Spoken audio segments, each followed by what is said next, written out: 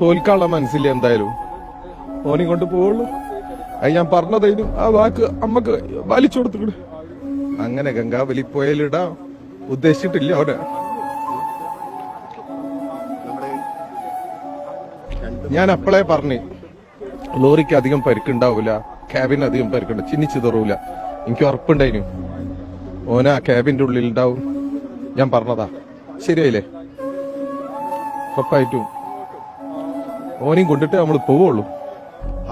ആ ഒരു ഉറപ്പാണ് കുടുംബത്തിന് നൽകിയിരുന്നത്. അതെ, അർജുന്റെ അമ്മയ്ക്ക് നൽകിയ ഉറപ്പ് പാലിച്ചു. ഞാൻ അവിടെ എത്തിക്കൂ. കഴിഞ്ഞ 2 മാസം വലിയ ത്യാഗം സഹിക്കേണ്ടി വന്നു.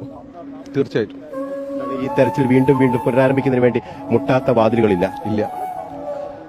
ഒരു സാധാരണക്കാരനെ കൊണ്ട് എത്ര കഴിയും അതിന്റെ പരമാവധി നമ്മൾ ചെയ്തു.